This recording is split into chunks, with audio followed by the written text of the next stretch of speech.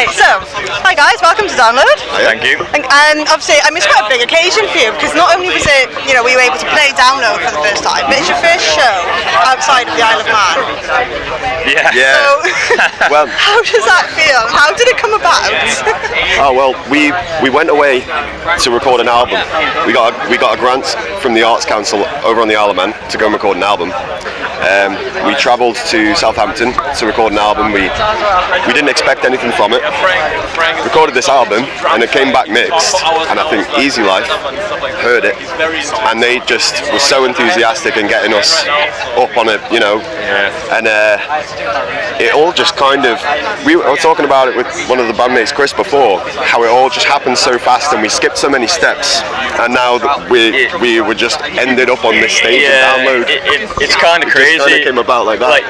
We recorded the songs as a keepsake, really, just because we'd put so much effort in. Exactly, Just post-COVID, we were just like, we all just sort of got together. We all played in bands previously, and we just started writing some songs together. And I think eventually it just came to a point where we wanted to let's just get these recorded so we don't ever lose them, sort of thing.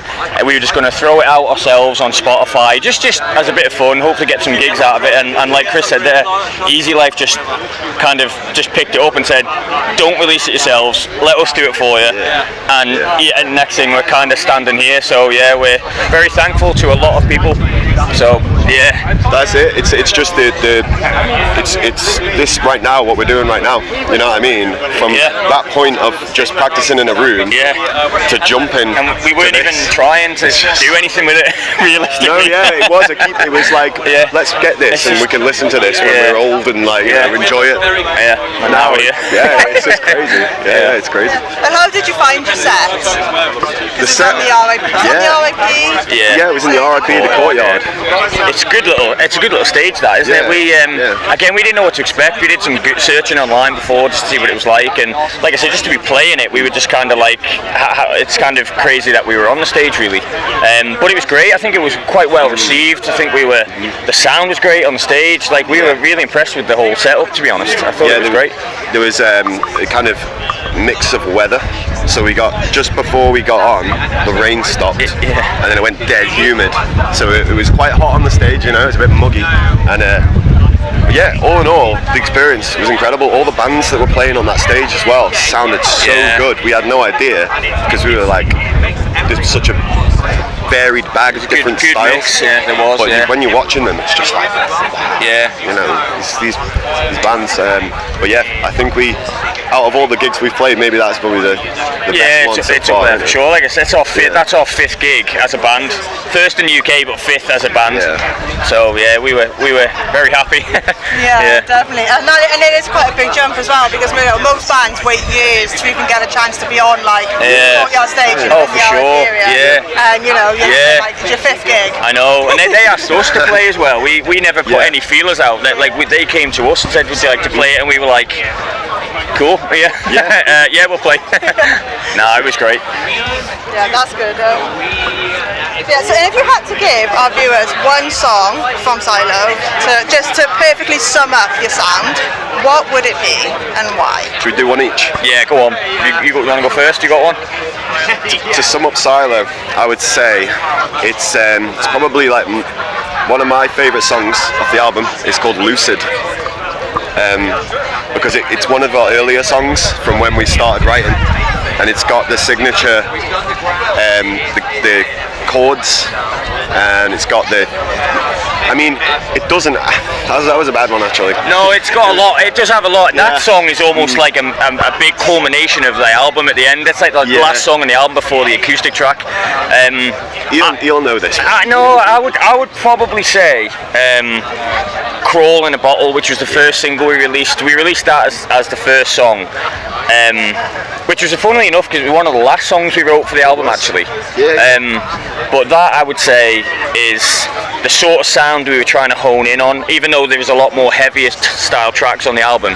I'd say, probably, if I had to pick, I'd say that one has a good sort of what's the word? It captures the vibe. Yeah, the vibe we were going for, really. Yeah. And then obviously we threw in some heavier stuff with like songs like Forget It, Spin. That's a good one. Tracks like that. This is the thing with a question like that. For us, we've been getting a lot of reviews that's saying this is just all over the place, you know. Yeah, but in a good way. So it's hard to pinpoint one track in amongst it all, but yeah, it really is. Like, you know what I'm saying. But that's the thing, variety is good though, because you know, I mean, obviously there are albums that are amazing that do sound the same, but there are albums that sound the same but you get bored of so quick because you're just like, is this one long song? It depends on how they're done, but when you've got the variety in there anyway, it always keeps somebody engaged. You know. So it's interesting. We were conscious that there was a song called Low Sun on there as well, and we were debating whether to put it on the album because it is quite like, it's almost a lot more mellow than the rest of the album, and that's been like really well received. So it just goes to show that, like you say before, that having a nice variety of tracks is like a good thing to go with, really. So we tried not to be too different with it, but it did turn out that there was like it just ended up quite a lot of different songs, and then it ends with an acoustic song. Exactly. But overall, I think I would say Crawl in a Bottle, and you would have said Lucid. So that's just it. That's it. That's fair. I mean, you have obviously touched on it, but how have you found the reaction to the release of Haze? You know, your debut album. Mind blowing. It has been good, Yeah, the kind of connection that we have now with like the industry is like insane. I think for all of us, because like I've been in loads of bands before, but they just kind of, we just did it off our own backs kind of thing, and it just kind of, there was never this opportunity. So again, being from the Isle of Man, you're quite limited to what you can to getting your band out there. To be honest, so it's reaching a lot of people, and the comments are positive. You know, we just wanted to get it in as many ears as possible. So to hear people say like positive things is really rewarding. That's good. And then obviously, what is next for Silo? Do we have a UK tour in the works, or? I think there is something in the works. We're not sure ourselves, to be honest. We've just been having a chat with the label. We just met face to face with the guys at the label today. And they were saying there's some stuff in the works. We're playing 2,000 Trees next month, so that'll be another good one that came out of nowhere for us. So I think we'll get this obviously we did yesterday.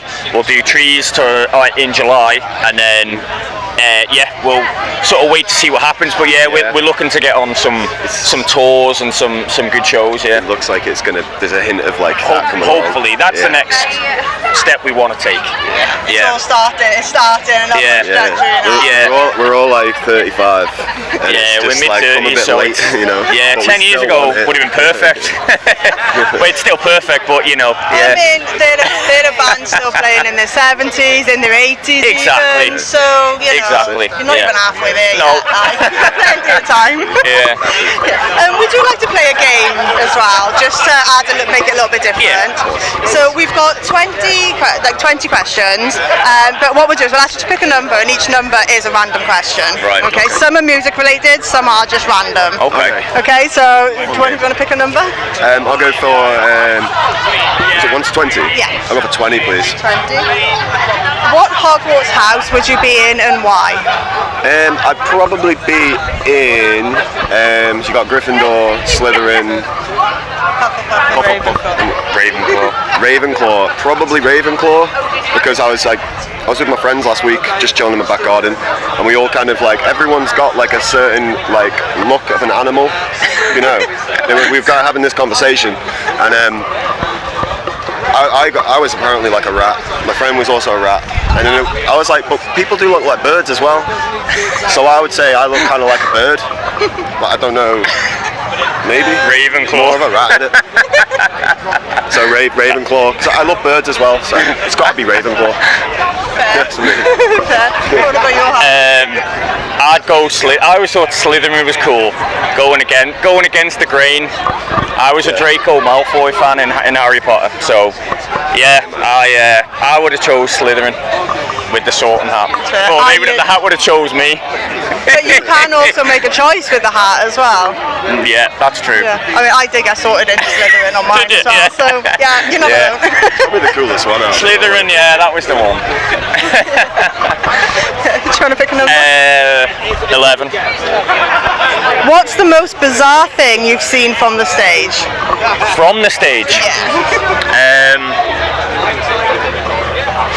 Oh, that's a question. From the stage, when we're playing it, I'm always at the back, covered by you, so I have to look around you. What was that gig we did? At the I'm sure at the album release show we played there last month, there was somebody was crowd surfing, and somehow they came almost to the front with like no pants on. So I think they must have started at the back, somehow lost all their pants, and then got to the front. And I was just thinking, is that dude naked at the front? So I'd say something along the lines of that. Yeah. Like I say, that was probably a bad question for me where I sit. I play drums, so I'm like you was obscured. Right? Yeah, I'm obscured by you four and then whatever else is in front. But you managed to see that. Yeah, I managed to just look around and think, if someone just crowd surfed, and then I found out later that that's what happened. They started at the back and somehow the pants came down. Just need a belt, like.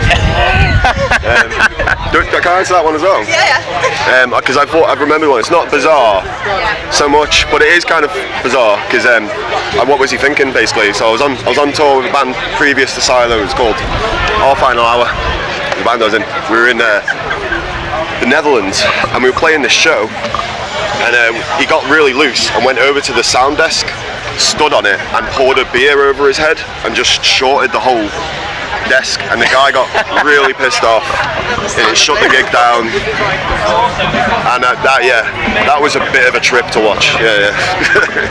He's like, "What are you doing, Jamie?" Yeah, that's quite, that is quite bizarre. Was it? Yeah, I was just playing the guitar, like, and then I watched it, and then it was like, dead. It's like proper old rickety mixing desk as well, like, yeah. But perhaps they upgraded it then. Yeah, this guy, like, you need to get a new one. Do you want to pick another number? But yeah, that was pretty funny. 3. Yeah. These are random numbers, by the way. There's no. Yeah. Oh, we're doing another. Well, yeah, we'll do another, yeah. 5. Go on, then you go 5, and then I'll go 3. Okay. If an alien came to Earth and wanted to find out more about your music, what one song would perfectly sum up your sound? I mean, technically we have sort of answered this one, but to give to an alien. That might make a difference. You never know. Yeah, it's like think about with an alien. I think there's a song that has Imposter.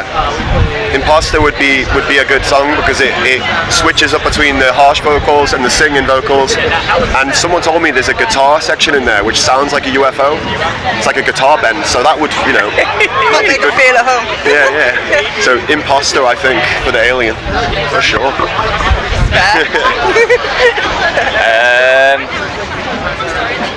It's a good answer, to be fair, with the UFO thing. Yes. I would probably say I'd give him Times Change, the acoustic track. Oh, yeah. Let him mellow out. I'd have him mellow out from all the heavy stuff beforehand. Right. So I would give him that. And potentially chill him out to not invade. Yeah. And then he'll put the first yeah, exactly that. Yeah. And then he'll switch straight back to invading. Yeah. And then you said 3. Go on, go 3. Yeah. Would you rather write music but not be able to play it, or play music but not be able to write it? I would definitely play it and not be able to write it. I think I would be okay being in a band where it was like, just play this, like, you know, almost like a fill-in drummer, or like, you know, when they get these sort of temporary guys in to play stuff. Yeah, I love the live side of playing. That's always kind of been my main thing with wanting to learn to play an instrument when I was younger. So I would definitely have said, yeah, I would definitely choose playing over writing and not being able to play it. Yeah. I'd go with the other one. I'd go with writing it, simply because then I could just kind of take a back seat, write songs, and give them to other people to play. And hopefully, if they were any good, just do that whole thing, ghostwrite. Yeah, you do a lot of writing though, don't you? Chris does a lot of writing for the album. Yeah, so I pick it because it's like, to me, writing is more precious, and which is, it's hard to say that because they're both equally amazing. It's a tough choice, but for sure. Definitely writing, and he resonates with you for being the player. I would have to play. 100%. That's great. Well, that's great. Well, thank you for speaking to us today. Thanks for having us. Appreciate it. No worries. Enjoy the rest of the weekend if you're you on too. weekend. Thank you. Cheers. Thank you.